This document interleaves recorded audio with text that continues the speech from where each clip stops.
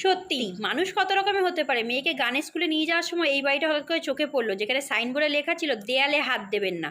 কি জানি বাবা কি হয়েছে, বাড়িটা কী দিয়ে তৈরি, হাত দিলে হয়তো নষ্ট হয়ে যেতে পারে, কিন্তু যেই রাস্তায় নাকি এক হাঁটু জল জমে গাড়ি গেলে রাস্তার সব জল বাড়ির দেয়ালে গিয়ে ঝাপটা মারবে, সেই বাড়িতে মানুষ হাত দিলে কি ক্ষতিটা হবে আমি এটাই বুঝতে পারলাম না। যাই হোক, প্রত্যেকটা মানুষের মানসিকতা অনেক রকমের। আচ্ছা, তোমরা কমেন্ট করে কিন্তু বলো তোমরা এরকম ইউনিক লেখা দেখেছো কি না।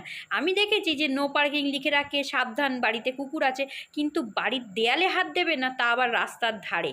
যাই হোক, তোমরা কিন্তু লেখা থাকলে হাত দিও না, আমিও হাত দিইনি, দেখে জাস্ট ইগনোর করে বেরিয়ে এলাম। তবে আহামরি সেরকম সুন্দর কিন্তু বাড়িটা ছিল না।